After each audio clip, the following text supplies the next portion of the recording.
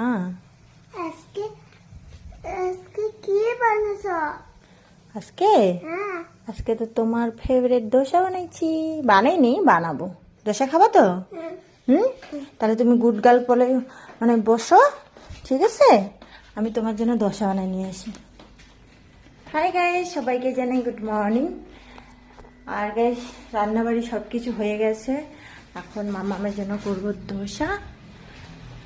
এদিকে দেখো চা হয়ে গেছে আমার, আর এদিকে যে দোসা, আর হলো দোসার জন্য খাওয়ার জন্য আলুর স্টু করেছি, আর দোকানে খাবার নিয়ে যাবো। এদিকে দেখো ফুলকপি, আলু, কাঁচা লঙ্কা আর হলো পেঁয়াজ দিয়ে ভেজেছি, আর এটা হলো ঝিঙা ভাজা। মামাও খেতে ভালোবাসে তাই মামামের জন্য করেছি।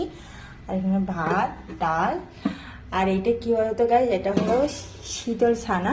আমরা শীতল ছানা বলি। আর তোমরা কে কে শীতল ছানা খেতে ভালোবাসো